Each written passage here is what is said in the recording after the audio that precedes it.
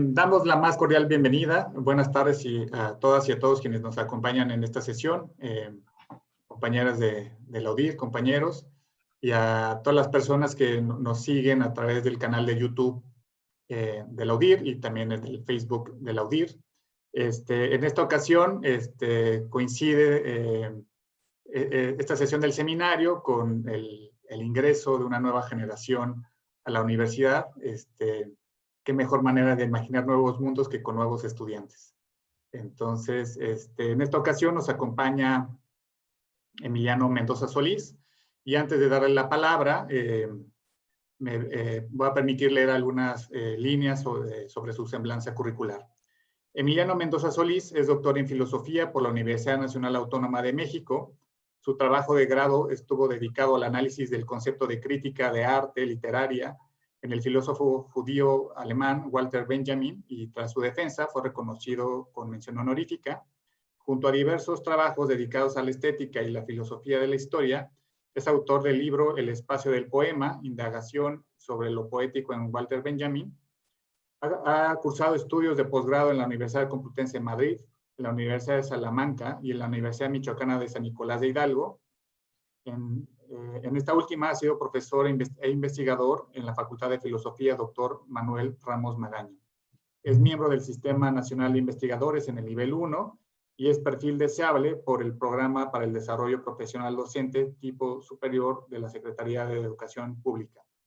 Y en esta sesión nos acompaña en el Seminario Identidad, Cultura y Sociedad para imaginar nuevos mundos a través de su charla Historia, Crítica y Experiencia, Walter Benjamin y la crisis de la actualidad.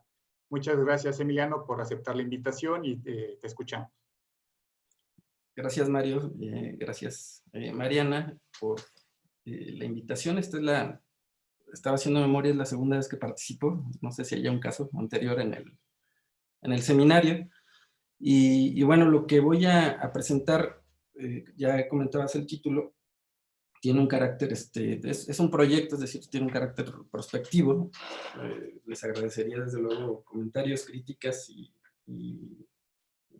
puntualizaciones que puedan ser importantes para ir creando un proyecto más afinado y conceptualmente más articulado, desde luego, ¿no? El proyecto no tiene el mismo nombre que lo que voy a presentar aquí. El proyecto se llama, los conceptos son los mismos, Historia, Crítica y Experiencia en Walter Benjamin, de la crisis de la modernidad a la crisis de la representación. El concepto o la noción de crisis es importante, empatada con los, digamos, conflictos que la tradición filosófica se plantea en torno al concepto, a las limitaciones, posibilidades del concepto de representación. El autor que tomo como referencia, el que he trabajado más, es Walter Benjamin, y de lo que se trata en buena parte es de pasarlo por un proceso, como lo digo ahí también, de actualización, que es un término también complejo y ya lo vamos a ver. Y bueno, la estructura de lo que les voy a leer está dividido primero en una especie de introducción, de buscar qué conceptos, sobre todo en el ámbito de la historia, sirven para aproximarnos a los problemas del presente, a la situación del presente. Por cierto, es algo de lo cual se ha hablado en referencia al propio Benjamin por diferentes autores, y quizá el que yo empleo como referente pues es el más importante, que es el pensador italiano Giorgio Agamben. Entonces esta, digamos, lectura va también muy paralela a lo que hace este autor, que también ha sido, digamos, muy criticado en relación a su postura y a su aproximación de lo que está sucediendo hoy en día con la pandemia.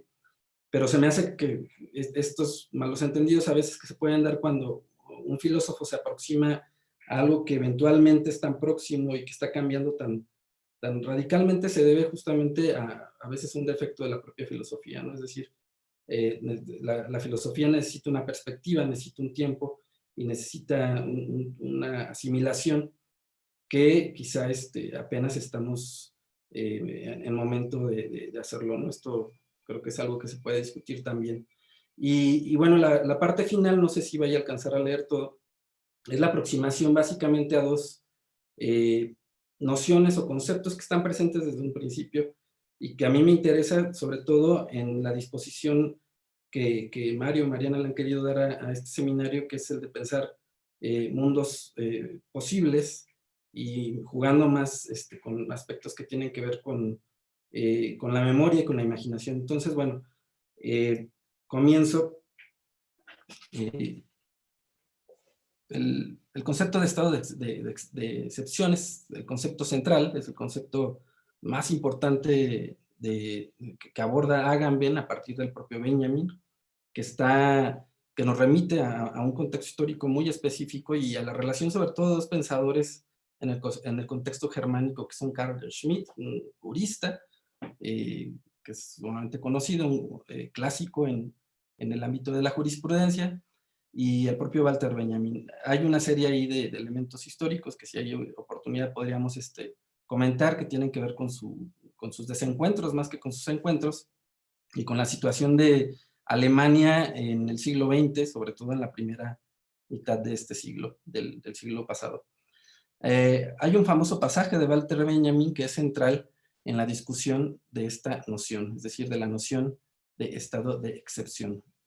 La tradición de los oprimidos, dice Benjamin, nos enseña que el estado de excepción en el que vivimos es la norma.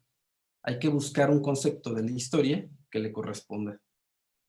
Esto es la tesis número 8 sobre el concepto de historia, es solo un fragmento, ¿no? El estado de excepción es un concepto límite, pues se encuentra entre la ley y la anomia, y pone en tensión el campo abierto entre el orden legal y el orden convencional, para decirlo en términos de Max Weber.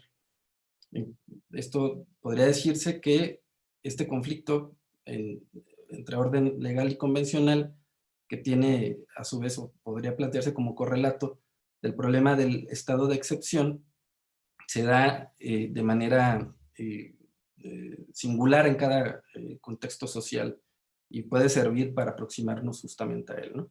En un momento daré algunos ejemplos de estas tensiones en relación a la tarea que se le impone al historiador, esto es, buscar un concepto que corresponda críticamente al estado de excepción.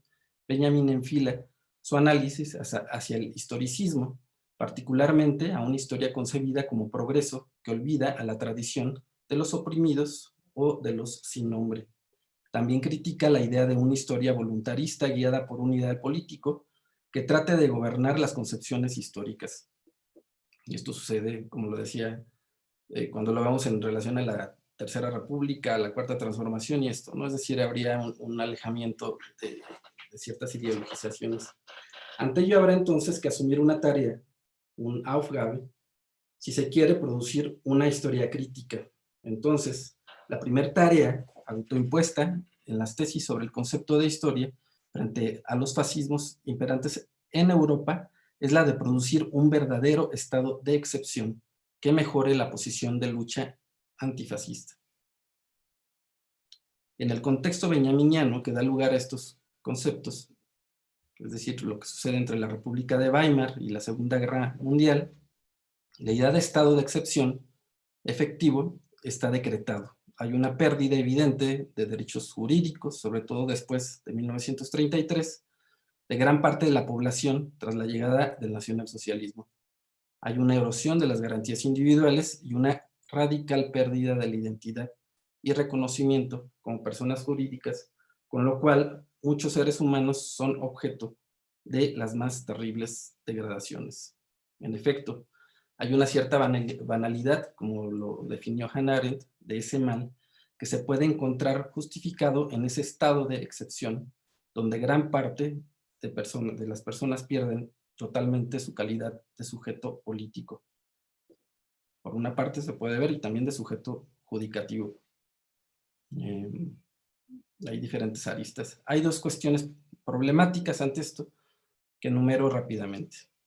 ¿Qué relación acontece entre ese estado y las personas cuando se decreta el estado de excepción? Y vinculado a esta, ¿cómo identificar un verdadero estado de excepción? Estas cuestiones nos interrogan por la vida nuda, o son una interrogación por la vida nuda o la vida desnuda, y son indispensables para una crítica biopolítica, pues implican una reflexión sobre la propia experiencia. Aquí se puede identificar claramente un plano existencial en ellas.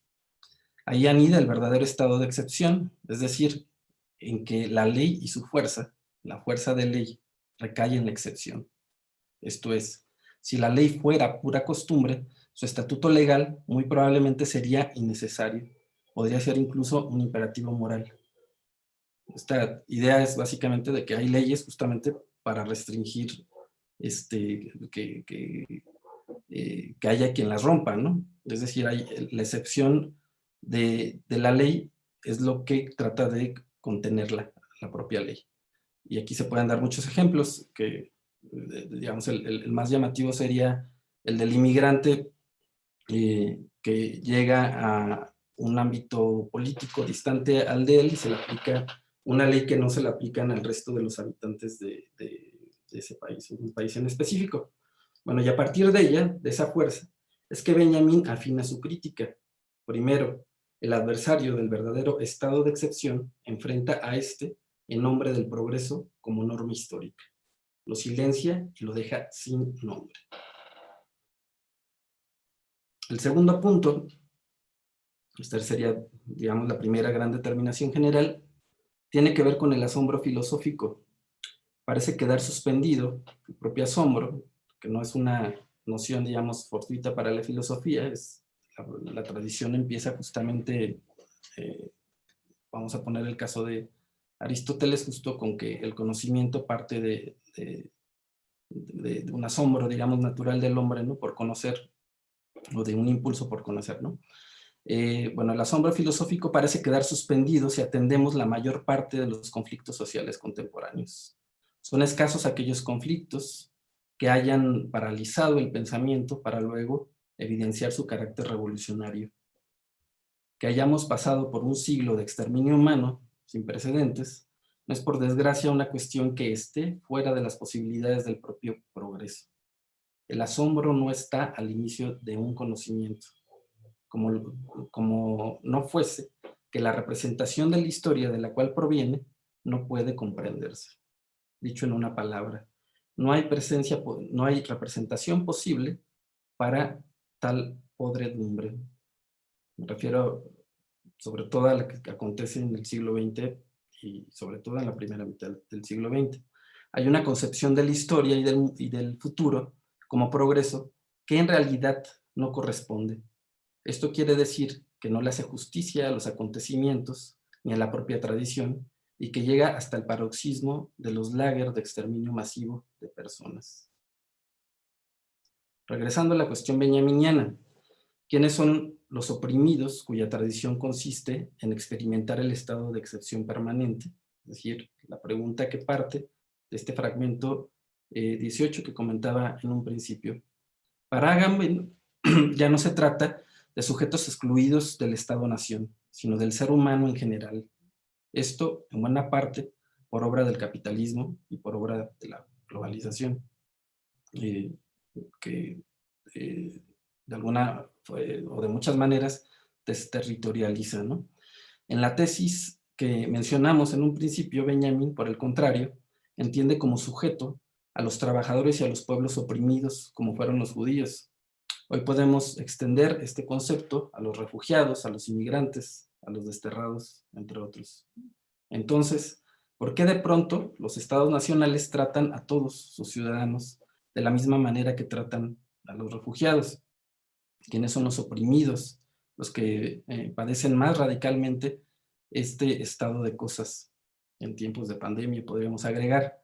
No se trata ni del hombre en general, que sufre la burocratización del Estado, ni de quienes quedan reducidos a la vida nuda al poner, entre paréntesis, la frágil ciudadanía, es decir, aquellos que podríamos decir caen en desgracia o que están, digamos, en un ámbito en donde no todos las leyes lo protegen cuando se viaja a otro país, etcétera, ¿no?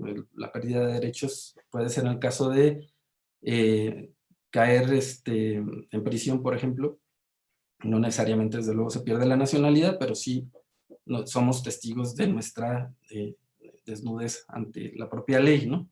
Es decir, hay diferentes maneras de llegar a ese condicionamiento básico, elemental de la existencia. Se trata, en principio, entonces, de los que están más propensos a ellos son los refugiados. Se trata de los refugiados recluidos en los campos, los que viven en las calles, los inmigrantes afectados por la arbitrariedad policial, las víctimas de la violencia doméstica, o quienes salen de la norma heterosexual. Digamos, estos son los casos que uno encuentra más comúnmente y que son más sensibles y que dejan en claro que justamente el estatuto que digamos, en el relato mítico del Estado-Nación, que daba una seguridad a los sujetos sin tomar en cuenta sus singularidades y sus, digamos, particularidades, estaban protegidos o se pretendía que lo estuvieran. Pero también de los numerosos trabajadores precarizados, los trabajadores migrantes y las mujeres que fueron despedidos en el contexto de pandemia y luego recontratados en peores condiciones en los sectores de servicios, los trabajadores de los sectores de la limpieza, de la logística, la salud, los trabajadores de la salud que están expuestos a grandes riesgos y cuyos derechos laborales en términos de horas de trabajo y protección se ven socavados. Son los trabajadores que en muchos países del norte y del sur siguen siendo enviados a retomar sus tareas, trabajando en actividades económicas no esenciales solo para producir más capital, poniendo en peligro sus vidas. El caso tristemente célebre aquí en México de un empresario que dijo que si no hay ganancia, pues qué caso tenía, ¿no? Sin tomar en cuenta el contexto. Es evidente que estas situaciones no fueron introducidas arbitrariamente en ocasión del COVID-19, sino intensificadas por el estado de excepción de la situación de epidemia. El virus continúa, por así decirlo, las crisis ya existentes por otros medios. Y bueno, aquí creo que podríamos dar casos muy concretos de esto, ¿no? Cómo se enuncia, cómo se evidencia una especie de tensión, ¿no? Si hacemos un recuento, yo creo que de nuestras experiencias ya no tan inmediatas de este año, antes de la parálisis, antes de la reclusión, yo creo que el evento masivo más importante fue justamente una marcha de mujeres masiva en muchas ciudades, particularmente en la ciudad de Morelia, donde nos encontramos muchos de nosotros, considero un fenómeno inédito por la cantidad y por el entusiasmo. E inmediatamente después se da la reclusión, y esa reclusión, no podría decir el Estado es el que está protegiendo a las mujeres y a los niños, porque es otro, digamos, gran colectivo vulnerable, pero en realidad lo que se está viendo es que es justamente en las casas donde esa vulnerabilidad y esa precariedad está expuesta más radicalmente, ¿no? Entonces, bueno, estos conceptos que en principio, como todos los conceptos son abstractos, creo que nos dan la medida de cómo pueden aplicarse a ámbitos de nuestra cotidianidad más próxima y que son problemáticos. Bueno, comentaba en un principio que esto, digamos, sería el marco donde creo que en el caso del concepto, digamos, de estado de excepción, se pueda dar una especie de actualización que se ha discutido, no es, por otra parte habría que decir, no es nada original ni nada novedoso, pero lo que sí me gustaría de alguna manera es poner en juego también otras nociones y otros conceptos. Entonces, me gustaría hacer dos notas en relación al método, a la aproximación, digamos, que metodológicamente se puede ir elaborando a partir del pensamiento de Benjamin a problemas específicos que tienen que ver sobre todo con la concepción de la historia, ¿no? Entonces, leo estos dos fragmentos o hasta donde me alcance el tiempo. En cualquier momento, si es pertinente, coméntenme para ir cortando. Bueno, A partir de una constelación de conceptos, entre los que destaco crítica, crisis, representación, experiencia, narración, pretendo analizar, ¿no?, la perspectiva que les comentaba, los textos relacionados al examen de la filosofía de la historia de Benjamin. Los conceptos aludidos tienen diferentes usos y significados, los cuales pueden sustraerse tras una aproximación crítica. Por ejemplo, después de observar que la actividad del historiador queda vinculada a la mirada estática y cerrada del pasado, detentada por el historicismo sobre todo, Benjamin se aleja de la idea de una teoría tradicional al identificar que ésta emplea un método que consiste en la proyección de la verdad de los conocimientos que hace accesibles. Esta idea, desde el punto de vista benjaminiano, unilateral, es unilateral en la medida en que resulta arbitraria, pues hace depender la verdad de la acción previa determinada en el método. De manera que no logra percibir la verdad, sino la representación que hace de ella y que se propone en sustitución de lo conocible.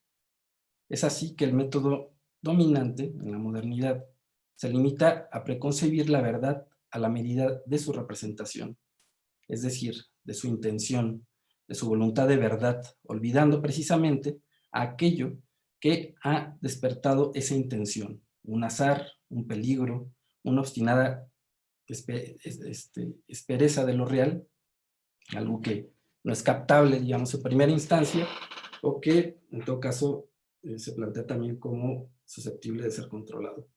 También en ese olvido prevalece una instancia política, la injusticia, el olvido del método. Hay un primado ético-político, en este caso, como lo acabamos de ver, que queda expuesto en el propio método al no hacerse justicia a la verdad. La relevancia de este ethos vibra en la convicción más profunda del pensamiento de Benjamin y se expresa muy tempranamente mediante el persistente debate contra la determinación intencional del conocimiento. La muerte de la intención supone la crisis de las representaciones históricas heredadas por la modernidad. Ahora bien, esta muerte de la intención creo que se puede abordar, es uno de los temas quizá más escabrosos del proyecto benjaminiano en términos también de una reflexión sobre el concepto de historia. Se puede abordar a partir del concepto de memoria y de sus diferentes acepciones, y es con lo que voy a tratar un poco de aterrizar esta segunda nota metodológica. En Benjamin el método está vinculado estrechamente a la memoria. Esto supone una actividad, la de desenterrar, desocultar, captar el aura, por ejemplo, pero bueno, la que él usa es sobre todo la, digamos, metáfora, la analogía material, ¿no? Hasta llegar, en el caso del desenterrar, hasta llegar a lo más profundo del sentido de una tradición que permanece oculta. Sobre todo, en términos materiales, el método de Benjamin emerge entre ruinas, y ello nos remite, en primer lugar, a un elemento consagrado al hecho, ya observado también desde finales del siglo XVIII por los primeros románticos, de que el pensamiento asistemático y fragmentario no necesariamente está contrapuesto al pensamiento sistemático dominante en la filosofía occidental hasta la Aufklärung, es decir, hasta la Ilustración alemana. No puede estarlo en la medida que éste representa un tipo de reflexión que no escapa al proyecto esclarecedor de la modernidad, al cual solo es posible remitirse de manera crítica, es decir, mediante una perspectiva que, paradójicamente, ha sido programada como una de las tareas esenciales de la propia Ilustración. El problema de la obra de Benjamin, de su carácter y sus limitaciones, deberá replantearse, no necesariamente tomando como referencia la edificación o la falta de sistema. El análisis parte, en este caso, del estado ruinoso de los ya existentes, un estado de abandono y deterioro, evidenciado al declinar el siglo XIX y completamente catastrófico mientras avanza el XX. 2 siglos de destrucción en proporciones inéditas y 2 siglos de ruinas en cantidades superlativas.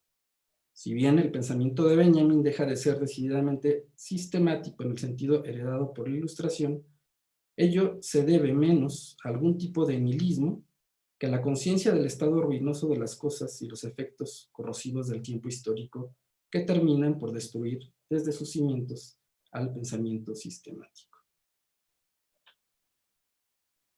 Y sin embargo, tal estado no deja de ser fascinante, ya que justo en las ruinas, tanto las arqueológicas como las del pensamiento, es perceptible la huella del tiempo en cada capa tectónica.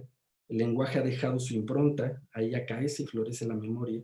Esto es lo que constituye la conciencia de finitud, que no es propiamente un signo introspectivo del hombre moderno, sino la constatación de una temporalidad materializada en la propia ruina como precariedad de aquello que se desvanece mediante el destructivo devenir de las fuerzas naturales. La ruina, el fragmento y el torso terminan por convertirse entonces en fundamento de un método y en el objetivo del hombre que excava, hasta llevar a un conocimiento fragmentario de lo cual solo se puede tener provecho parcialmente. La lengua nos indica, cito a Benjamin en extenso, que la memoria no es un instrumento para conocer el pasado, sino solo su medio. La memoria es el medio de lo vivido, como la tierra viene a ser el medio de las viejas ciudades sepultadas, y quien quiera acercarse a lo que es su pasado, tiene que comportarse como un hombre que excava. Y sobre todo, no ha de tener reparo en volver una y otra vez al mismo asunto, en irlo revolviendo y esparciendo, como se revuelve y se esparce la tierra. Los contenidos no son sino esas capas que tan solo, tras una investigación cuidadosa, entregan todo aquello por lo que nos vale la pena excavar. Imágenes que, separadas de su contexto, son joyas en los sobrios aposentos del conocimiento posterior, como quebrados torsos en la galería del coleccionista. Bueno, hasta aquí Benjamin. Lenguaje y memoria configuran los medios del método y la implementación del procedimiento, cuya sistematización no podrá alcanzarse por completo, más aún si no existe una noción estricta, una razón suficiente de lo que ha dado orden a una cosmovisión que aparece y desaparece entre ruinas, y cuyo influjo es imposible someter a las jerarquías instauradas por el pensamiento moderno, es decir, algo determinado por el tiempo de la hora, para emplear con toda literalidad el concepto benjaminiano de Jetztzeit. En concordancia con esto, el análisis de las obras de arte no debe establecer una conexión ingenua entre su propio tiempo con el tiempo que surge en ellas, sino más bien su tarea es hacer evidente el tiempo que las vio nacer, en el tiempo que las conoce y las juzga. Por lo tanto, se trata de actualizarlas, de traerlas a los confines más próximos del presente sin negar la vida que persiste en su estado original aún viviente. Se trata, sin duda, de un modo particular de hacer florecer el crepúsculo y la ruina. En ello consiste la tarea asignada por Benjamin al historiador, en hacer saltar el presente, dice Benjamin, hacer saltar el presente fuera del continuum del tiempo histórico. De hacer saltar el presente fuera de la continuidad, y si lo observan aquí, esto empata pues directamente con la idea de estado de excepción, justamente, ¿no? Nada más que estamos aquí, por decirlo así, en un plano de la experiencia distinta que nos remite, como lo comenté renglones antes, o un poquito antes, a la idea de obra de arte, o el modelo en donde se puede materializar esto, es en la idea de obra de arte. Este salto hacia la eventualidad del presente es objeto de una construcción cuyo lugar no es el tiempo histórico, homogéneo y vacío, sino tiempo colmado de la hora. La actualidad de la que se habla aquí es algo cuyo valor radica contradictoriamente en su inactualidad. Algo que literalmente aún está en acto. No, aún no está en acto. O tal vez algo que acaba de nacer y, por ende, en estado de indefensión, fuera de la continuidad del tiempo histórico. Y sin embargo contemporáneo, pues habita entre nosotros. Contemporáneo en el sentido radical, enunciado por Giorgio Agamben, esto es, tomando la palabra como sinónimo de intempestivo, el famoso término nietzscheano, empleado en el centro de su crítica a la cultura histórica en las Unzeitgemäße Betrachtungen, es decir, en las reflexiones intempestivas o consideraciones intempestivas. ¿Qué es, pues, ser contemporáneo? Desde luego, pertenecer y ser consciente del tiempo en el sentido de época o siglo, pero aquí realmente contemporáneo es quien no coincide perfectamente con su tiempo. Es decir, desde la deriva nietzscheana, el contemporáneo es aquel que sale de su tiempo. Pues no se adapta a sus pretensiones y por ello es, en este sentido, inactual.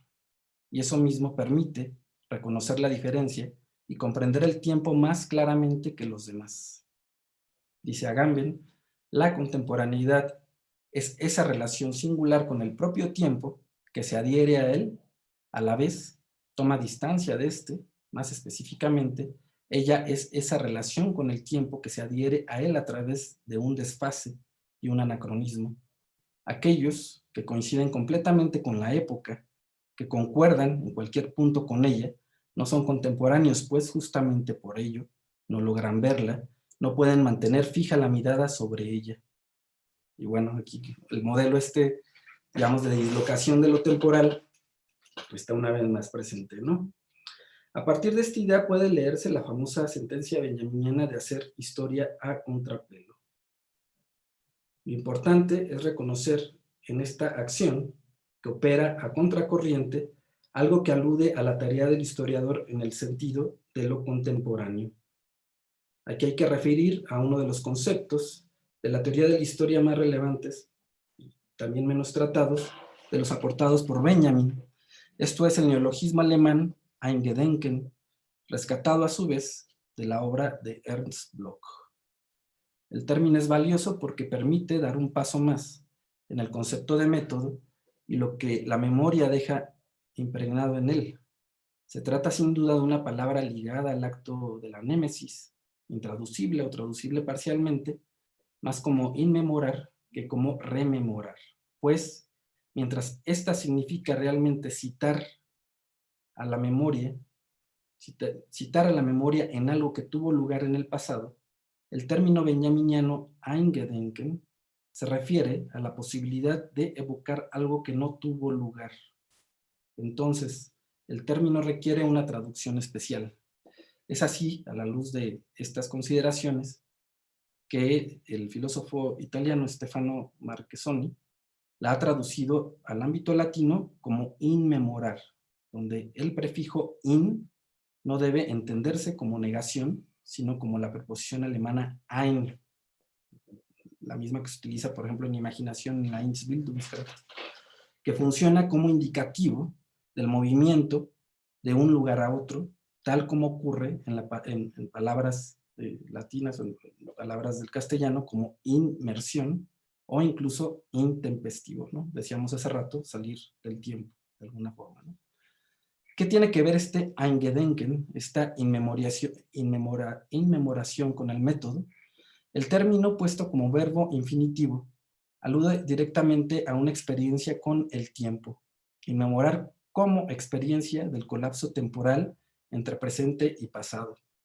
Y en ese sentido, aviva la Aufgabe, es decir, la tarea adjudicada al historiador, que es la de cepillar la historia a contrapelo, dando así a su trabajo un carácter intempestivo.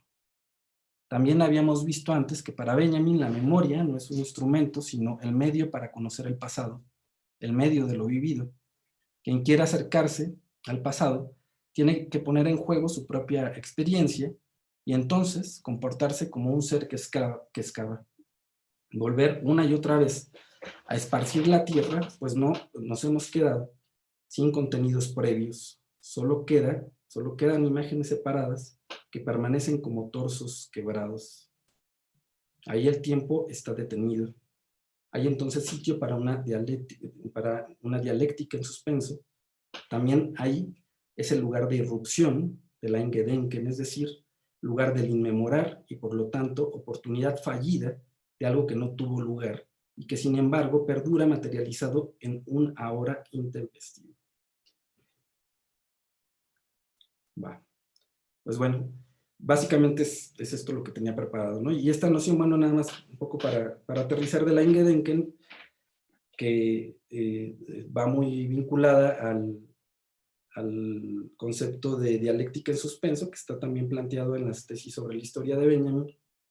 Creo que bien organizados y bien sistematizados y con un análisis crítico riguroso, pues nos pueden tienen tal fuerza que nos pueden dar elementos para articular una aproximación a una filosofía de la historia, con toda la carga que tiene, digamos, la tradición de la propia filosofía de la historia, y a teorías de la historia que pues quedan por hacer,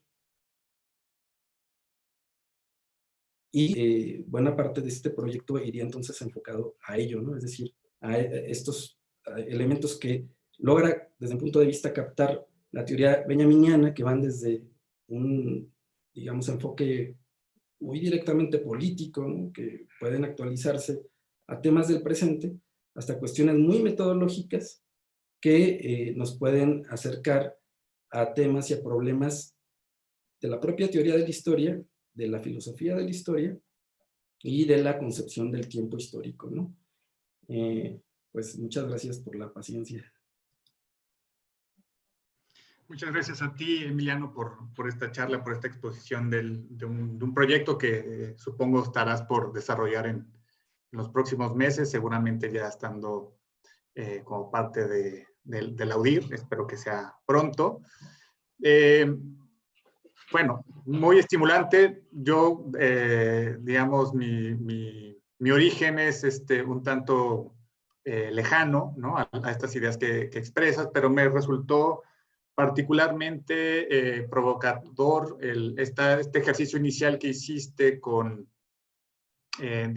exponiendo estos elementos, articulándolos con la noción del miedo, del estado de excepción, ¿no? Un poquito ahí el tema del COVID también. Digo, al margen de darles ahora mismo la palabra a mis compañeras y compañeros que quieran intervenir, voy a aprovechar que ya estoy en estos planteamientos para pedirte, si es posible, desde todo el conocimiento que tienes sobre la obra de Benjamin y particularmente de estas nociones que nos compartes ahora,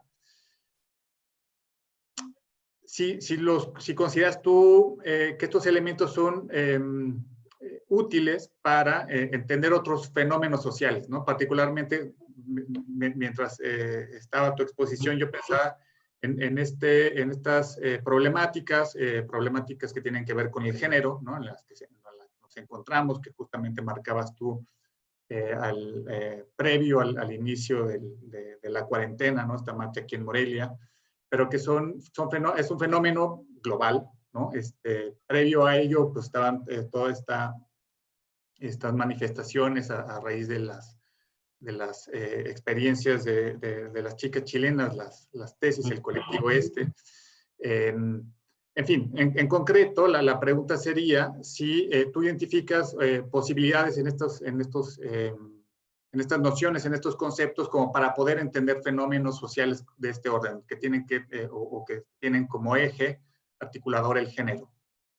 Sí, bueno, yo creo que la pretensión de la charla un poco iba por ahí. Sé que es difícil luego, cuando uno se mete con conceptos filosóficos, metafísicos, ¿no? Como el que mencionaba, al final aterrizarlos en casos concretos. Pero bueno, desde luego, si no es lo mismo conceptos de filosofía política, como claramente es el concepto de estado de excepción, que el de Eingedenken, ¿no? Que se pueden desde luego empatar y pueden funcionar, y a lo mejor uno le da fuerza al otro. Yo considero que sí. Obviamente ahí me falta más un trabajo conceptual. Considero que Benjamin, una de las cuestiones que tiene es que en definitiva ha tenido una sobreexposición en los últimos años, pero hay lugares de su pensamiento que no se han explorado del todo, ¿no? El concepto concreto de estado de excepción pues es problemático y tiene una historia. Tampoco es que a Benjamin se le haya ocurrido sin más para llevarlo incluso a su teoría estética, que lo hace. O sea, la tesis de la que se hace en Alemania después del doctorado, que permite entrar a la universidad, él lo utiliza para hablar del Trauerspiel, el Trauerspiel es un género teatral alemán decadente, ¿no? que de alguna forma nunca alcanza un estado de esplendor. Y lo que él trata de mostrar ahí con ese concepto, en principio político, es que la inactualidad de algo puede mostrar mucho de un contexto histórico específico, no solamente en un ámbito estético. Pero bueno, esto que me preguntas, creo que el concepto de estado de excepción que su raíz es sobre todo del orden jurídico, que lo hace Carl Schmitt, que Schmitt, uno cuando lo lee se queda impresionado, es un gran escritor, es un escritor expresionista incluso, ¿no? que va articulando una visión de la ley, desde la filosofía también, que se puede utilizar o que abre un marco de interpretación que, no solo, que va más allá, digamos, de aproximarse a una problemática jurídica específica. Entonces, con esto lo que me gustaría, digamos, aclarar es que lo que hace Benjamin en todo caso es utilizar conceptos que en apariencia no tienen implicaciones, por ejemplo, en la estética, para llevarlos allá y dejar en evidencia cierto tipo de problemáticas en el ámbito de las artes.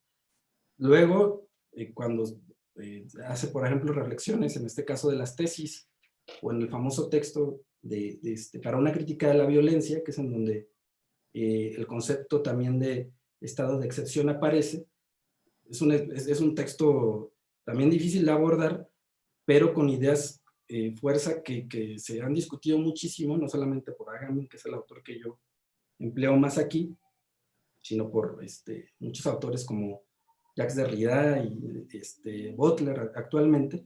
Bueno, todos estos autores lo que hacen es de alguna forma actualizar la potencia de ese concepto y llevarlo a casos específicos que tienen que ver con el concepto de precariedad de Butler. Sería inconcebible, yo creo, si no nos remitimos al propio Benjamin, ¿no? Ahí está en la bibliografía, desde luego, pero está también en una reivindicación del pensamiento. Y lo que vemos en estas lecturas es justo esto que tú me preguntabas, cómo utilizar estos conceptos, sacarlos de su contexto y actualizar su pertinencia en principio y luego su potencia también. La potencia, digamos, de un concepto para utilizar, digamos, una noción que el propio Agamben utiliza, tiene que ver, no solamente, digamos, con esto que yo llamaba en algún punto su fuerza revolucionaria, desde luego hay una parte en ello en términos, digamos, de su referente social, pero también abre una perspectiva hermenéutica que nos permite imaginar justamente nuevas interpretaciones, ¿no? A problemas que son bien vigentes. Pues bueno, yo sé, ahorita que estaba leyendo, la verdad es que sí notaba que un poco saltaba de una cosa a otra, pues se los advertí, es un proyecto, y en principio está planteado como tal, pero para mí era muy importante hacer algo que ya han hecho otros autores mucho mejor, que es hablar de esta contingencia, pero mostrar que incluso este equívoco que tuvo el propio Benjamin, porque el propio, perdón, Agamben publica dos textos que están en la famosa sopa de Wuhan que revisamos aquí hace unos meses, ¿no? Y es uno de los autores más criticados.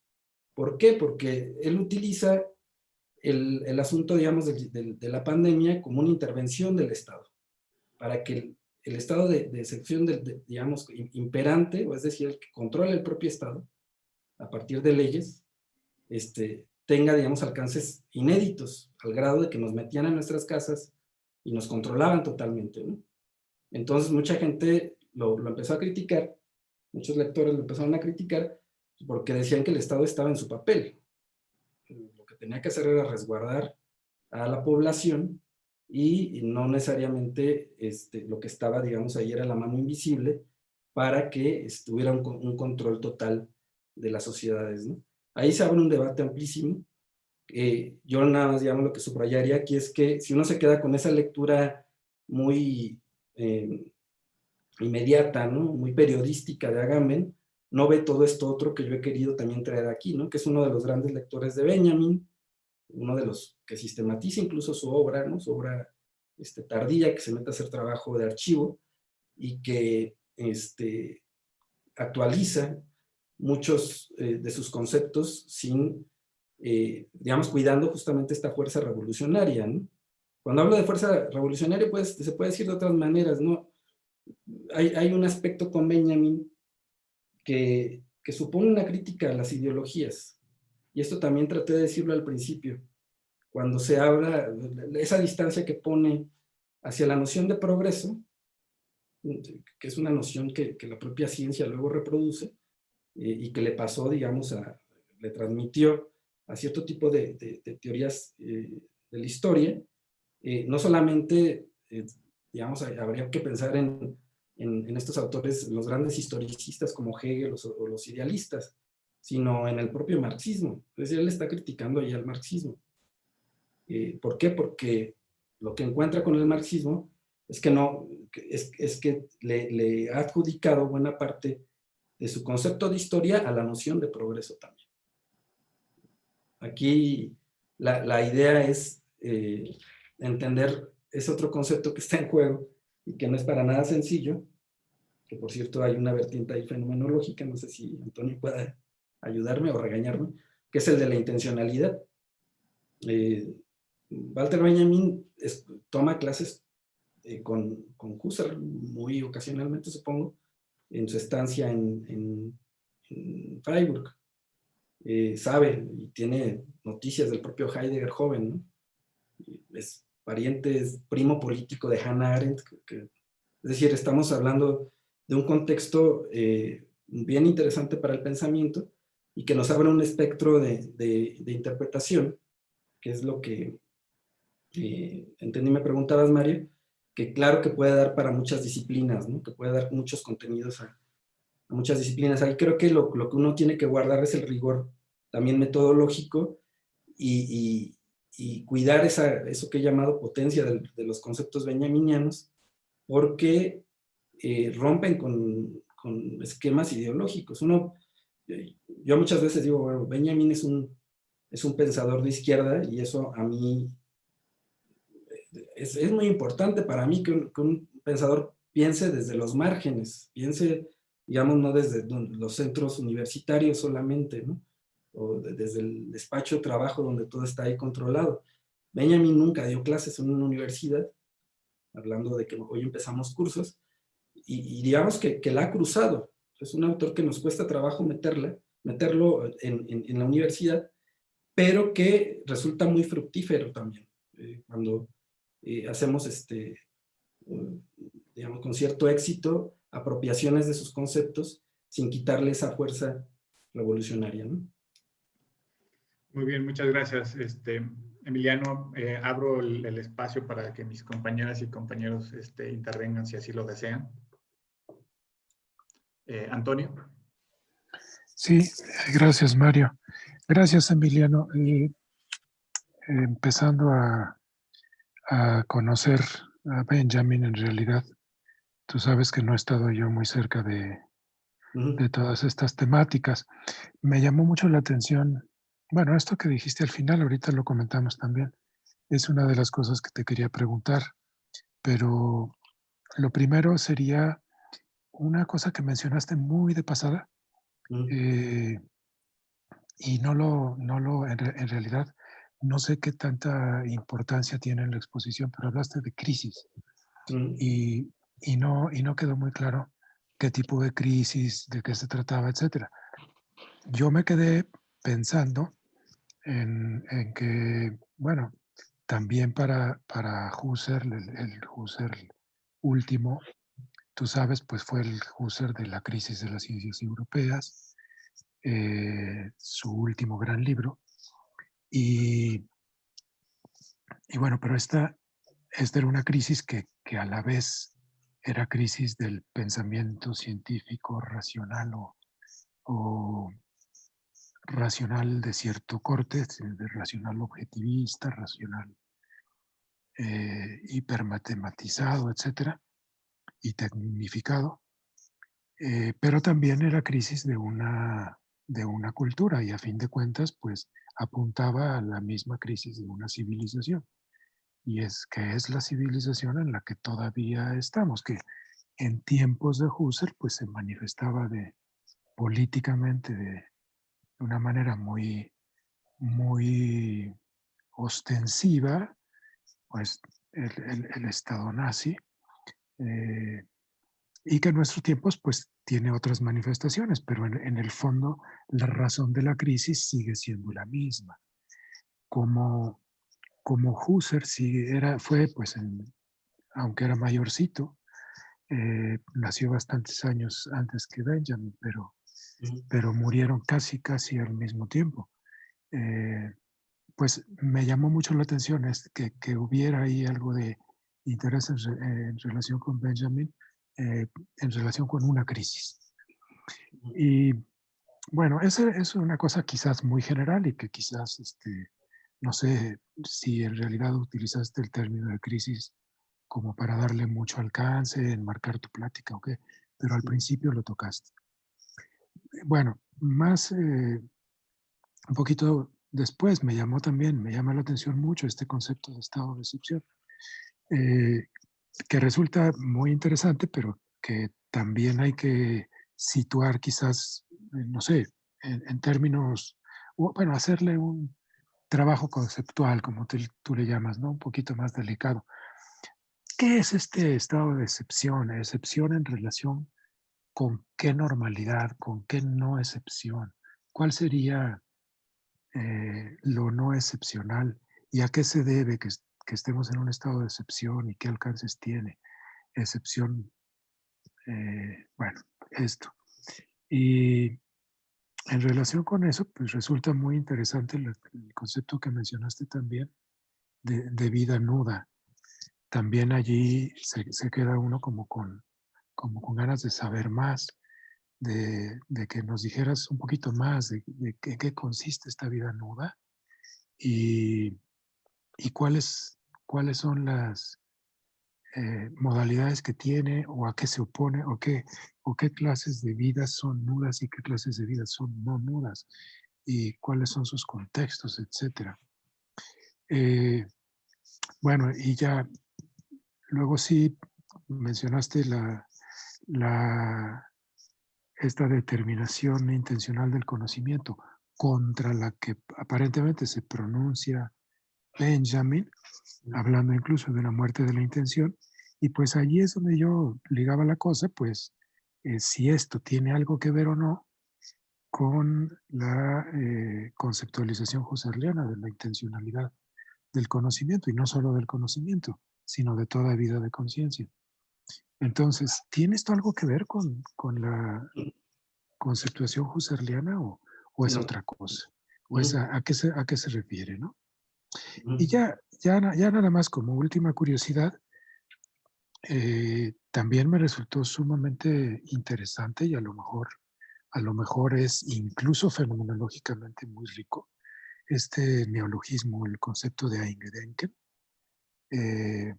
Y me gustaría que nos dijeras también un poquito más sobre esto, la inmemoración. ¿Qué ejemplos podemos tener de esto?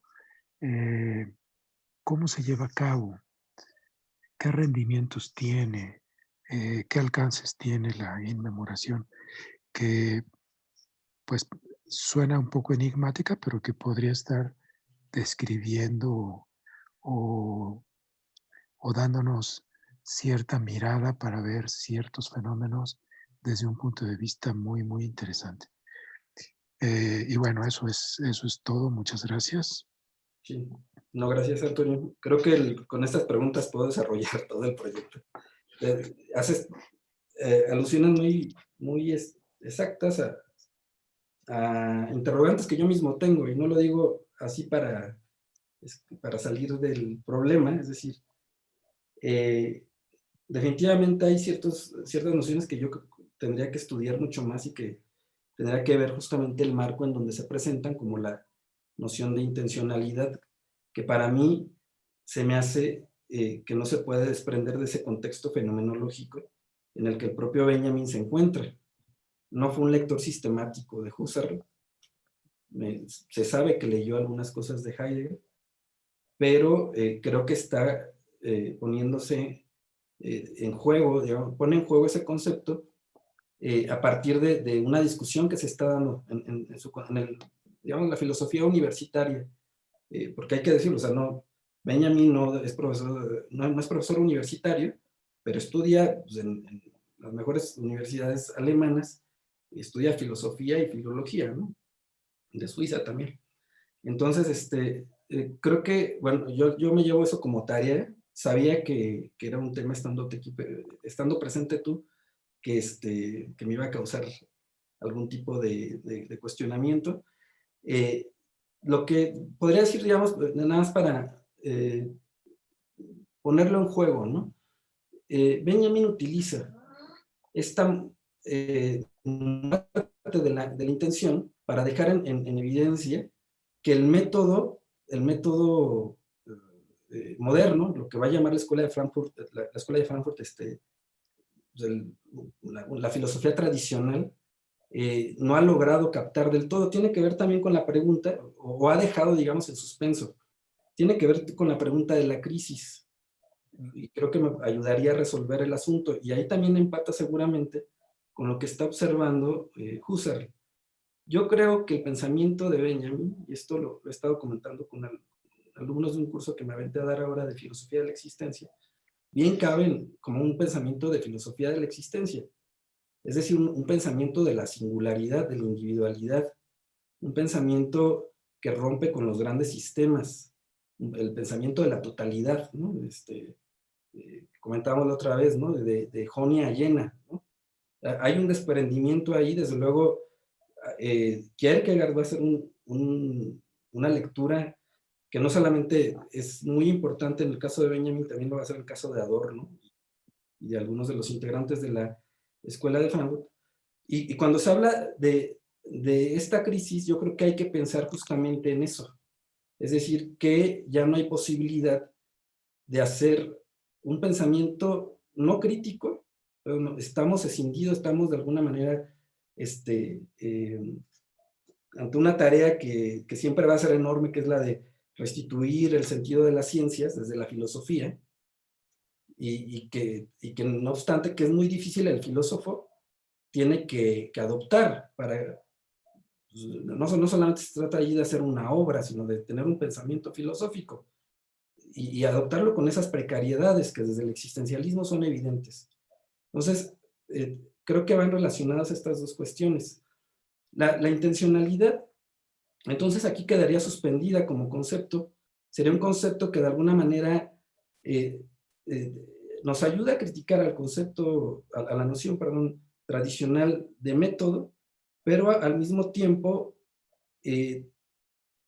nos pone en un plano de existencia, no solamente a los que estudiamos filosofía, sino a todo aquel que se pregunte sobre las cosas de la vida, en donde el sentido no está fuera del mundo, está en el mundo. El sentido no hay que buscarlo a partir de esos grandes sistemas que nos ponían toda una jerarquía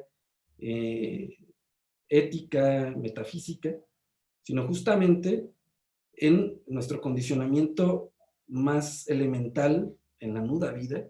Creo que voy tocando algunos de estos puntos. Esa nuda vida, desde luego que se puede manifestar de muchas maneras. Literalmente es nuestra desnudez. Cuando nos enfrentamos ante un poder, ante el poder del Estado, porque queremos reivindicar o queremos, pues sí, o sea, no solamente aquí se trata de reivindicaciones radicales políticas, que sí, desde luego son normalmente las que nos cuestionan más radicalmente y las que nos dejan en una condición de precariedad radical, pero pueden ser otras condiciones. Esa, digamos, nuda vida es la que se pone en juego cuando,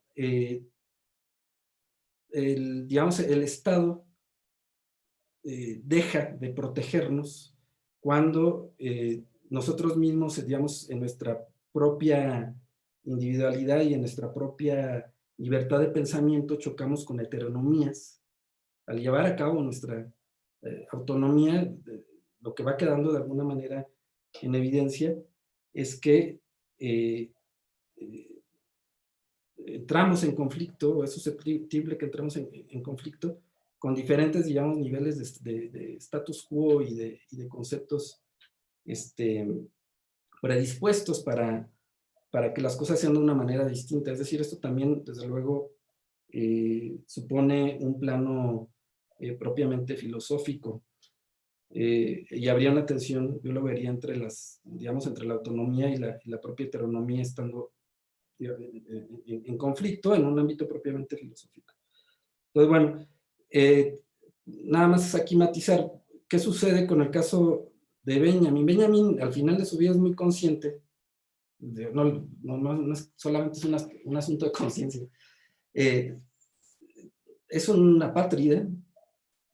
Si confrontamos la figura de Heidegger con la de Benjamin, que son dos de los grandes pensadores del siglo XX, nos encontramos con dos figuras que son diametralmente opuestas, ¿no? Mientras uno es al menos temporalmente, eventualmente rector de una de las universidades más importantes, el otro está huyendo a Francia o a España, buscando los medios para vivir más económicos, etc.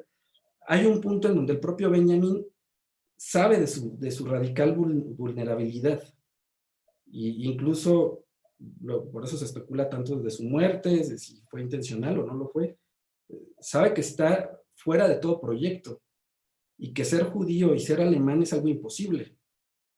Eso atañe a su proyecto filosófico. Él quiso hacer una filosofía sin renegar de ello. Tampoco necesariamente era lo más importante, es decir, no le iba a poner un subtítulo o un título a uno de sus libros en donde eso se dejara en evidencia, pero uno cuando ve su bibliografía se da cuenta de que lo que queda suspendido es un proyecto, que es muy parecido a lo que le pasa a Hannah Arendt, lo que le pasa a algunos integrantes de la Escuela de Frankfurt. Es decir, el concepto de nuda vida en términos intelectuales habría que llevarlo a la propia existencia de estos pensadores, ¿no?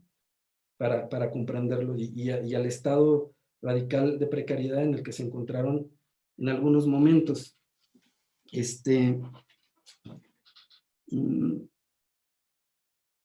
Bueno, el término de Eingedenken que me preguntabas, fíjate que hay una parte cuando yo no puedo decir que lo haya entendido totalmente, pero cuando me di cuenta de la relevancia que tiene, el Eingedenken como digamos, un recuerdo no es necesariamente un recuerdo sin contenido, es incluso un recuerdo que no tiene lugar. Es, por ejemplo, cuando pensamos en los desaparecidos. Ni más ni menos, es la noción, digamos, de vaciedad que se me ocurre más radicalmente. Es decir, de algo que no sabemos radicalmente, algo que sabemos que pasó, que hay que recordar, pero que no sabemos en qué estado está ni dónde quedó. Y por lo tanto tenemos que traerlo al presente. Dice el propio Walter Benjamin de diferentes maneras, tiene que ver con la noción también de intencionalidad. Cuando habla no solamente de la izquierda en su espectro político, habla justo del recuerdo en su aspecto revolucionario. Dice, es la voz de los muertos, es la voz de aquello que no vamos a poder escrutar en su totalidad, pero que nos da sentido. No sé si me estoy explicando. Este concepto de Eingedenken, entonces, habría que pensarlo como ausencia siempre, ¿no? Que son de estos conceptos límite que identifica Benjamin, el propio concepto que quizá esto ayuda también a aclarar más la idea, ¿no? de estado de excepción, ¿no? Son Grenze, Begriff, conceptos límites o fronterizos. ¿Qué quiere decir eso? Pues que depende mucho desde la perspectiva donde los veamos el sentido que tiene. Los Grenze Begriff utiliza el Das Gedichtete, por ejemplo, otro que fue el que trabajé más en la tesis doctoral. Me voy al estado de excepción para no perderme en otros asuntos. ¿Qué sucede con el estado de excepción? No es lo mismo ser un hombre, que tiene que ver también con otra de las interrogantes que me planteabas. No es lo mismo ser un hombre de Estado. Es más, la figura del propio Carl Schmitt estaría ahí en juego, que era un hombre de Estado, era un gran jurista, un tipo que llegó a filonazi en un momento y luego que se peleó con los nazis, justamente porque su talante intelectual superaba, digamos, las rencillas políticas y todas estas cosas que seguramente el propio Schmitt vio que tiene que ver con heteronomías y con contextos específicos, por una parte, y por otra, digamos, la perspectiva del propio Benjamin. Yo creo que Benjamin está hablando en términos existenciales, en términos de una filosofía de la existencia. ¿Qué pone en juego ahí? Su propia perspectiva. Entonces, cuando hablamos de esta noción, digamos, de estado de excepción, y aquí es bien interesante porque no aplicaría esa crítica tan famosa de Hannah Arendt, ¿no? De que los judíos como comunidad luego no se organizaron o no, ni siquiera a veces lo intentaron, ¿no? Benjamin perteneció a juventudes políticas judías y yo quise reivindicar, no más que reivindicar, subrayar esto en la primera parte, de que es un concepto de lucha el de Benjamin. El estado de excepción es un concepto de lucha, es decir, es un concepto que pretende deconstruir, digamos, al concepto estatista de estado de excepción. ¿Qué sucede cuando el Estado hace un toque de queda? Pues que los derechos de los ciudadanos quedan suspendidos, ¿no? Que era, digamos, esa lectura que se prestaba luego a generalidades con esto de la pandemia. ¿Qué nos está diciendo Walter Benjamin? Que hay que escuchar, o que hay que, de alguna manera, o de muchas formas, actualizar eso inactualizable, escuchar esa voz de la voz de los que no tienen nombre, lo va a decir incluso cuando se refiere al romanticismo, digamos, hay una especie de principio de incertidumbre para actualizar en el presente algo que no está en acto, literalmente. Ujú. Que tiene que ser parte de nuestro presente y que tiene que ser materializado de diferentes maneras, no solamente mediante el arte, puede ser mediante la propia filosofía, ¿no? Bueno, Me recordó esto que estás diciendo y en relación con el mismo Eingedenken, uh-huh. El concepto de imaginación en Albert Camus, no sé si lo tengas presente, pero es un concepto muy importante y que tiene justo que ver con realidades humanas políticas, situaciones en las cuales nos correspondería, digamos, le correspondería al que no quiera estar ajeno a su propio tiempo, a su propia situación, imaginar lo que tiene, imaginar lo que no tiene dado, pero que no es una digamos, él conceptuaba la pérdida de imaginación o la imposibilidad de la imaginación, pues con un régimen que pierde de vista las realidades humanas y que pierde de vista lo que en todo momento no habría que perder de vista, que es pues la vida nuda, la vida desnuda, el dolor de la gente, la marginación, y con lo que tú has dicho, los desaparecidos, etcétera. Y él decía, basta tener un poco de imaginación para verlo, ¿no? Una imaginación que se puede perder muy fácilmente si pues estás en ese medio acotado del estudio académico, y entonces pierdes la capacidad de penetrar, que sería con una especie de imaginación creativa, porque es algo que no estás viendo y que no has visto, pero que puedes imaginar bien. Así quizás se pueda comparar esto con el Eingedenken, con la inmemoración. Y me resulta, por lo tanto, muy sugerente todo esto. Tiene que ver con la representación del arte, ¿no? Por ejemplo, el arte nunca, cualquier arte que se precie, digamos, o que tenga efectos en nuestra percepción, no es porque sea igual al resto de la realidad. Es decir, es una representación de algo irrepresentable, por decirlo así, ¿no? El concepto, yo quise poner en juego, porque estamos justo en un centro donde se estudian estas cosas, ¿no? El concepto de representación sabemos que es bien problemático, que casi es una moda criticarlo desde la modernidad, ¿no? Suena hasta redundante, pero que tampoco nos podemos deshacer de él tan fácilmente.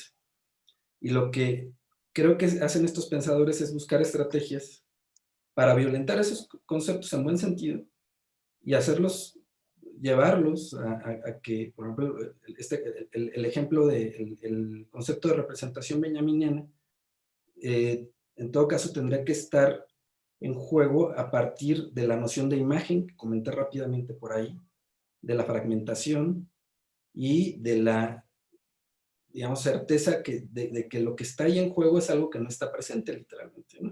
Sí, la representación tiene un estatuto justo porque de alguna manera nunca logra representar algo en su totalidad, sino algo que está en perspectiva, en relación, en escorzo con la experiencia de aquel que percibe la obra en este caso, ¿no? No sé si... me quedo con la tarea, sé que hay, de hecho hay artículos, en inglés y en alemán sobre la noción de intencionalidad benjaminiana y la tradición fenomenológica o la filosofía fenomenológica. Y la otra cuestión que también creo que es bien importante y que me sucedió algo muy extraño ahora porque lo que presenté seguramente se notó demasiado, pues son diferentes ideas separadas. Es sobre la propia idea de método. Sabemos que hay un discurso del método de la modernidad que nos remite a una historia, pero ¿hasta qué punto? Desde luego no solamente hay un método, hay muchos métodos para hacer diferentes cosas. Nosotros nos quedamos con el método científico. El método científico lo que hace es, entre otras cosas, gobernar intencionalidades. Si la vemos desde un plano subjetivo, es decir, claro que un científico puede tener una gran idea y enfocar todas sus baterías intelectuales para conocer algo o para resolver incluso un problema, ¿no? Pues, y a partir de ahí, el método científico va operando. Pero de partida hay una cuestión de intencionalidad que habría que revisar. Es decir, hasta qué punto esa intencionalidad primaria de un científico está gobernada por aspectos objetivos o por, digamos, un método previo, como se comenta ahí. A mí es algo que me deja un tanto perplejo desde hace mucho tiempo, ¿no? En el ámbito propio de las ciencias. Pero en el ámbito ya directamente filosófico, la cuestión de la intencionalidad es una cuestión de la libertad y es una cuestión de la voluntad también, donde entra en juego todo eso, incluso los afectos, que sé que es un tema que a ti te interesa mucho. Y se abre un espectro muy interesante para el propio Benjamin, que yo creo que hay mucho material para estudiar. Muchas gracias. Seguramente por ahí se me quedó algo más, pero creo que eran muchas preguntas. Claro, siempre se queda algo. Muchas gracias. Sí. No, muchas gracias a ti, Antonio. Muchas gracias. ¿Alguien más quiere participar? Ya se puso muy filoso esto, ¿verdad? ¿Puedo preguntar algo? Sí, claro. O me espero. Igual a lo mejor es una pregunta muy básica, pero o no sé, pero me trae mucho dando vueltas a propósito de un texto de Habermas. Y justo es como cómo conciliar, o que además pues me hace pensar un poquito sobre mis decisiones de vida, ¿no? De haber estudiado literatura y filosofía. Un poco me convierte en víctima de mis circunstancias, pero me hace pensar, o traigo dándome vueltas esto de la multiplicidad frente a la unidad, ¿no? Y que justo también lo decías tú, ahorita contestando una de las preguntas, y que también, pues, es algo que sigue como implícito en tu exposición. Y, me hace, o sea, sí, Benjamin dice desde su diferencia, desde su marginalidad, o sea, desde estar fuera de, ay, perdón, por el perro, de estar fuera de el quedar, o sea, habla de hablar de lo diferente, de lo otro, de los que quedan fuera, o desde esto que no se puede, o sea, de este Angedenken, que queda un poquito como al límite, como lo decías, pero unificarlo en una sola historia. Y no me queda claro cómo es que eso es posible, si es que es posible, o cómo coexisten estas dos cosas desde el pensamiento de Benjamin. Benjamin trata justamente de escapar de eso, de esa univocidad de la historia. que tiene que ver, luego cuando el término de historicismo aparece, pues uno tendrá que ver a qué historicismo se refiere. Aquí el historicismo, digamos, de la omnivocidad sería sobre todo el hegeliano. Te voy a recomendar un texto que me impresionó muchísimo, que se llama Filosofía de la existencia de Hannah Arendt. Es un breve ensayo que está en la red, sí que te lo puedo compartir.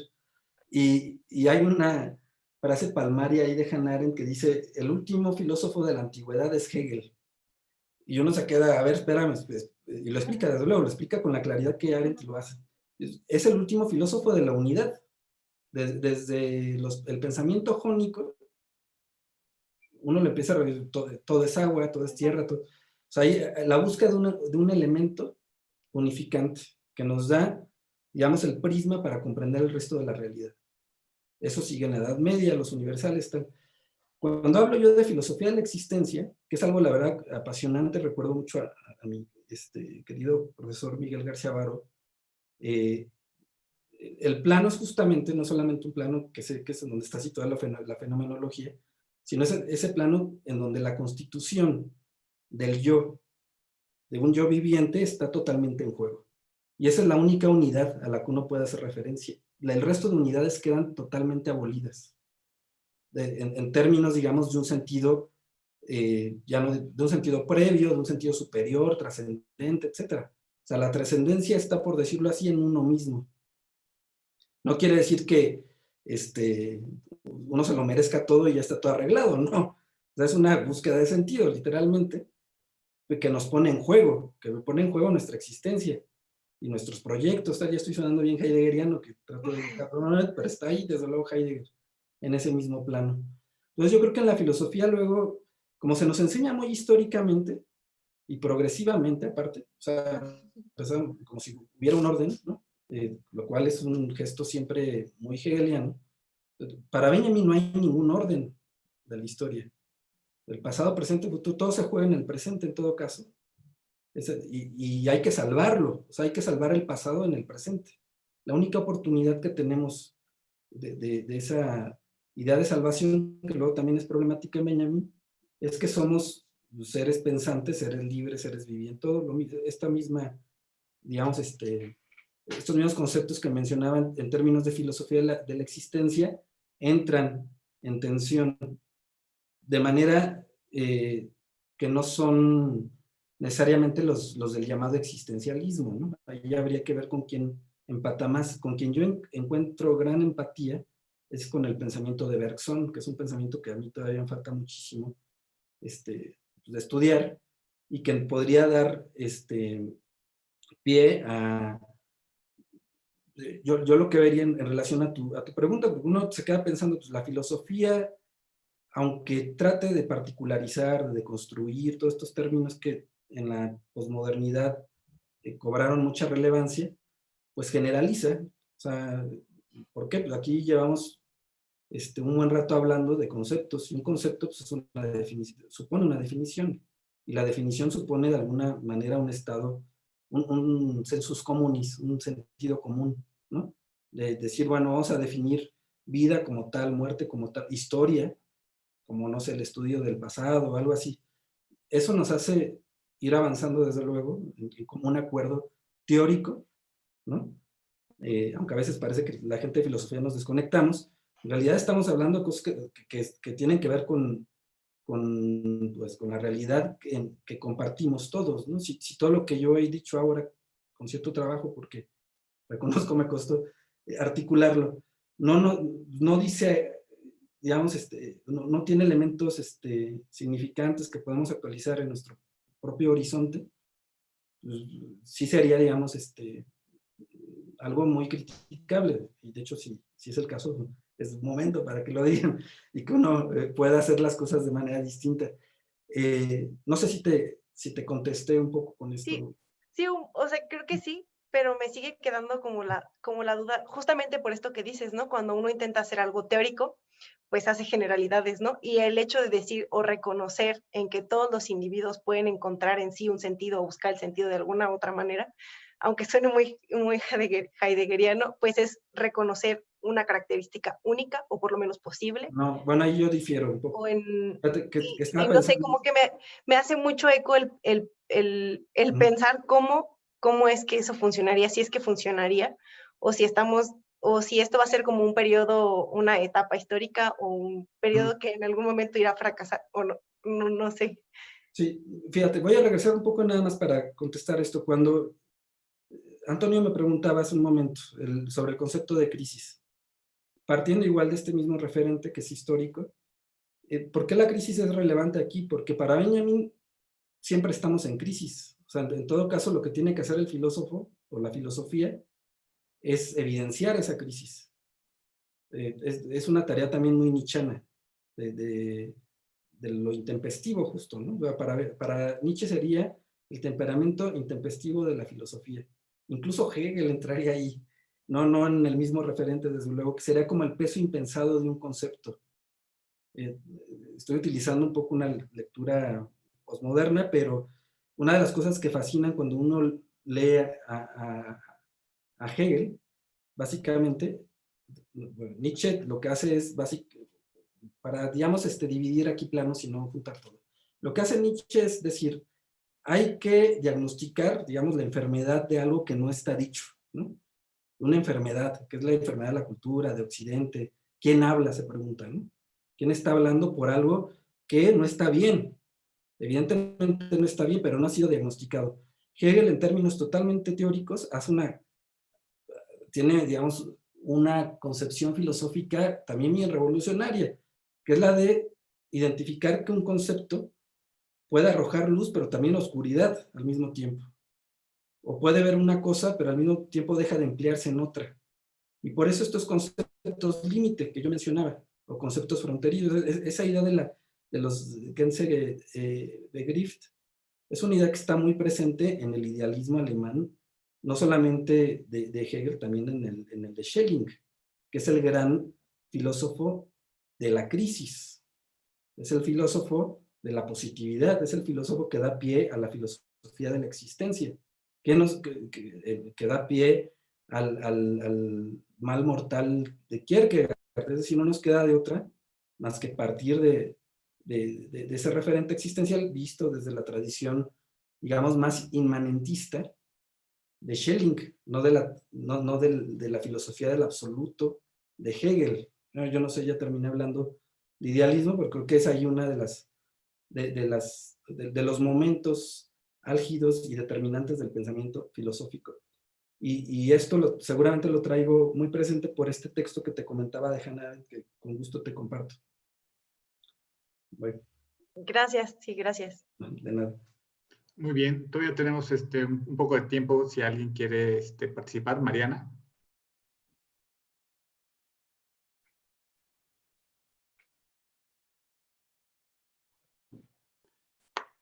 Tienes cerrado tu micrófono.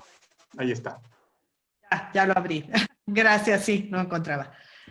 Bueno, después de esta plática más filosófica, yo me siento también como un outsider, en realidad, como decía Mario, yo voy a hablar de mi humilde lugar desde del lenguaje, pero bueno, sí entiendo bien lo de inmemoriado, lo de intempestivo, creo que son los tiempos que nos tocan, ¿no? Más o menos, si hay un abordaje, lo que mencionaba Antonio de la imaginación, un poco de Camus, ¿qué podría ser, no? Es como vemos en tu propuesta, ¿no? Esta parte de la filosofía como elemento fundamental para repensar la realidad, ¿no? Como un proceso esencial para las cuestiones sociales, ambientales, literarias, ¿no? Creo que son reflexiones profundas, ¿no? Yo decía, en el momento de imaginar, cuando estamos hablando invitarte a ti a hablar sobre estos procesos, ¿no? Que difíciles, yo no lo puedo llevar, por supuesto, a todo lo que significan cada uno de los filósofos que has mencionado,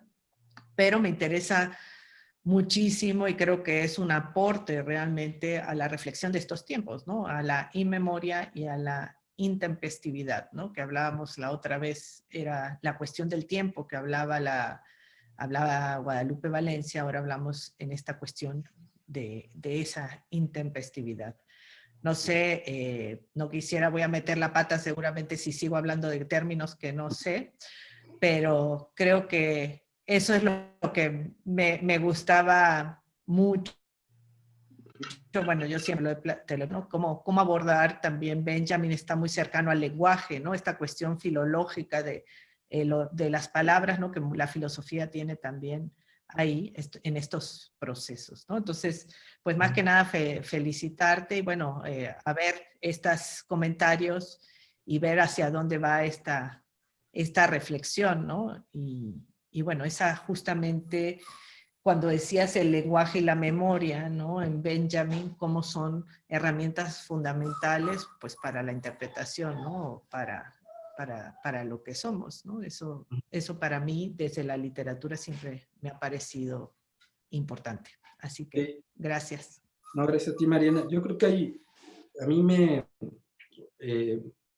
queda la tarea de organizar todos estos conceptos. O sea, hay conceptos que ya están muy trabajados, como los primeros que mencioné, y que hay muchísima literatura sobre ellos, pero hay otros más que hay que darle seguimiento y relacionar, desde luego, con referentes muy distintos. Yo en realidad no hablé mucho de mi proyecto, hablé más como de impresiones que a partir del proyecto, impresiones y de conceptos, que se pueden hacer a partir del proyecto, ¿no? Cuando trabajamos el tema del narrador, que también es un texto fascinante de Benjamin, que yo no voy a dejar de lado, desde luego, uno de los conceptos que está en el centro es el de experiencia, que aquí sí mencioné de alguna manera, y terminamos hablando de cultura popular, o sea, terminamos hablando de corridos. A mí la verdad eso, lograr hacer ese tránsito de conceptos tan abstractos a pasajes literarios, en caso de revueltas, de jugar con lo no transitivo y lo intransitivo en la literatura, se me hizo extraordinario. Entonces, esto contesta un poco también lo que comentaba Mario en un principio. Si uno tiene la pericia y la paciencia, desde la propia filosofía, creo que se pueden hacer cosas muy interesantes con otras disciplinas y que se alimenten unas a otras. El propio Benjamin, pues en Alemania estudiar filosofía es también estudiar filología. Vienen la tradición filosófica germánica, por eso Nietzsche era filólogo, es mucho el estudio del lenguaje, ¿no? O radica mucho en el estudio del propio lenguaje. No solamente el alemán, sino de las lenguas clásicas. Y creo que es una parte que también nosotros tenemos que aprender en la medida de nuestras posibilidades. Y desde luego que yo no abandono, aunque no lo mencioné ahora tanto, pero mi proyecto, pues el proyecto doctoral, no por nada terminé yo en filológicas, ¿no? Rodeado de filólogos. O sea, era una aproximación a la literatura, pero como lo decía el propio Benjamin, o sea, lo que él hacía no solamente era crítica literaria, sino una aproximación filosófico-metafísica a la literatura. Y lo logra, y hay textos de Benjamin que son extraordinarios en esa cohabitación, ¿no?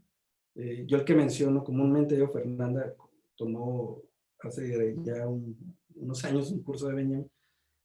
Yo les pongo la anécdota de cuando decidí estudiar con orden y con paciencia al propio Benjamin, y fue cuando hizo un experimento que nadie me recomendó, pero que yo recomiendo, que es leer Las afinidades selectivas de Goethe, esta novela pequeña que hace Goethe al final de su vida, y luego leer la crítica que hace, el ensayo crítico sobre que se llama Las afinidades selectivas de Goethe, sin más. O sea, le pone un título totalmente sobrio, sin más, ¿no? Sin poner incluso un juego, pero que es uno de los, y eso lo dijo Hofmannsthal, que era el otro gran crítico de la época de Benjamin, era la aproximación a la obra de Goethe más impresionante que él había leído, ¿no? en su propia época. Con esto, un poco lo que quiero decir es que da para mucho, ¿no? Luego, cuando uno hace estos, digamos, replanteamientos, Yo hace unos días me estaba viendo en un foro que alguien decía, pónganse a leer a Hegel, ya no estén leyendo a Benjamin, ¿no? Así como que ya pasó de moda.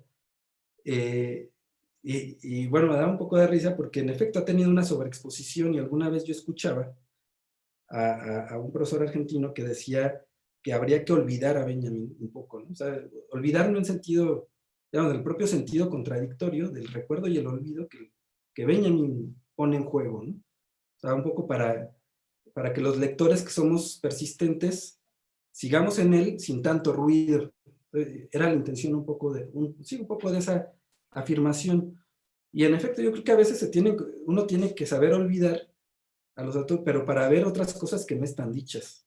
Porque, como lo decían los propios románticos, al final si una filosofía es filosofía, es infinita, no tiene límites, da siempre para actualizaciones, para recuerdos y para olvidos, ¿no? Es un juego constante. Y desde luego que yo encuentro en esa persistencia con el pensamiento benjaminiano, digamos, ese signo, ¿no? Saturnal, que lo va a llamar. Gracias por la pregunta.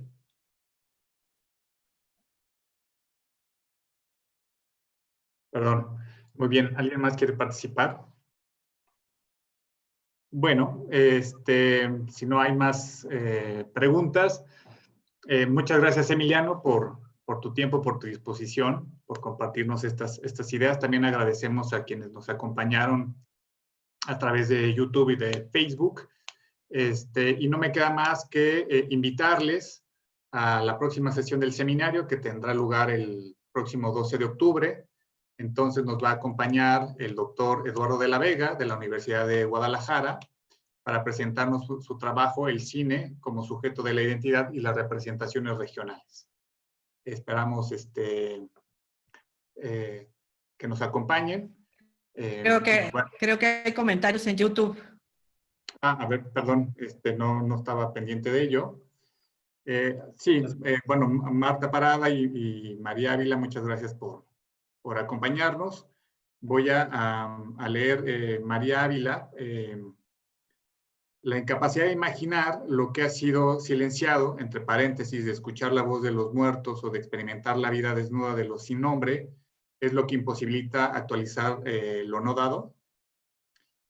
Imaginar la precariedad de los otros es potenciar la actualización de alternativas frente a los sistemas de control.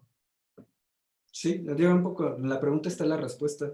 Yo lo que pondría en juego es, desde luego que, o sea, no es una cuestión automática, ¿no? De que uno se ponga a imaginar qué sucedió, digamos, que en este estado de suspensión de la historia, en donde no entendemos del todo qué ha pasado. En realidad es lo que hacen los historiadores, ¿no?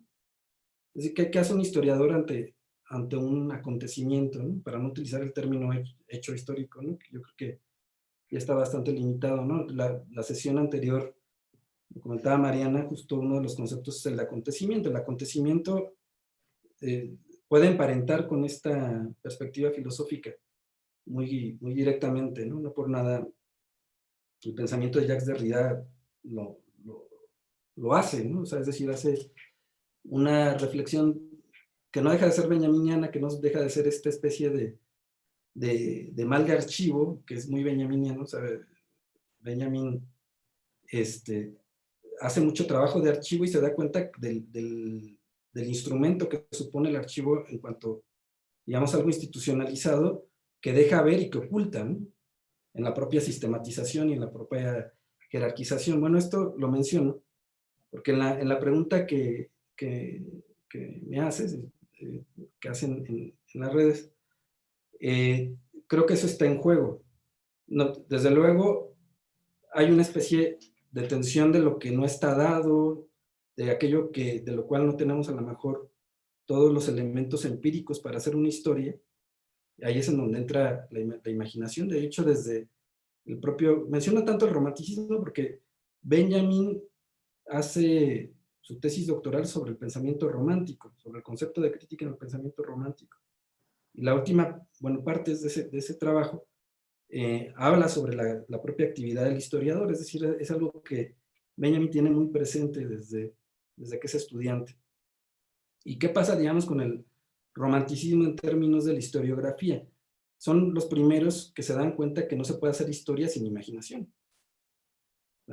Esto podrá sonar un tanto extraño, pero sí, o sea, antes la historia estaba, digamos, muy ceñida a el sacar registros, más o menos, que no eran del todo susceptibles de ponerlos en cuestión o de especulación, vamos a decirlo a grandes rasgos, ¿no? Es decir, eran registros de gente que compraba cosas, vendía, defunciones, etcétera, ¿no? Desde luego, desde ahí se puede hacer una historia, pero cuando la historia, al historiador sobre todo, se le reconoce la facultad de imaginación para crear, para especular sobre la propia historia, pues se abre un horizonte amplísimo, ¿no? Entonces, yo creo que son justo los románticos los primeros que empiezan a hacer eso, que se dan cuenta que incluso la ficción, o la literatura, para no decir el término ficción, puede ser una herramienta válida para crear historia, ¿no? Y no me refiero a estar inventando cosas sin más, sino obviamente a partir de elementos dados. Esto lo podemos pensar también a partir justamente de la actualidad, o sea, ¿por qué la historia la tenemos que reescribir cada determinado tiempo, ¿no? Si hay un historiador extraordinario, pues nos tendríamos que quedar con esa perspectiva, ¿no? Y tendríamos que leer las historias del Peloponeso que se escribieron hace 200 años y que a lo mejor son extraordinarias sin cuestionarnos nada ahora en este presente. Pues no, o sea, el trabajo del historiador pone en juego las facultades del propio historiador. Y por eso Benjamin, que es una de las cosas que me gusta mencionar, porque creo que da las dimensiones de lo que es el pensamiento benjaminiano, habla de este término de Aufgabe, que también es un término que puede ser fronterizo, que el Aufgaben, como verbo infinitivo, significa como renunciar, ¿no?, a algo, y el Aufgabe como sustantivo es tarea, ¿no? Todas las tareas tienen algo de renuncia también, por cierto, el tiempo libre, etc. Pero cuando Benjamin utiliza este término del Aufgabe, está pensando en Kant, que también lo emplea, pero sobre todo está jugando con este doble sentido en alemán de la tarea. Entonces, por ejemplo, cuando habla de la tarea del traductor, de la tarea del historiador, de la tarea del narrador, está reconociendo la doble, digamos, la facultad de cada uno de estos sujetos productivos que puedan imaginar, pero también las limitaciones, ¿no?, y la renuncia que cada uno de ellos tiene que hacer para articular su propia obra, ¿no?, de la cual la obra guarda una impronta, es decir, guarda una impronta de los límites, de lo que no está, de lo que quedó en 3 puntos suspensivos y de los propios límites intelectuales del historiador o del filósofo, ¿no? Muy bien, pues muchísimas gracias, Emiliano. Gracias, compañeras, gracias, compañeros. Y bueno, no me queda más que reiterar, les esperamos el próximo 12 de octubre en otra sesión del Seminario de Identidad, Cultura y Sociedad para imaginar nuevos mundos. Hasta luego.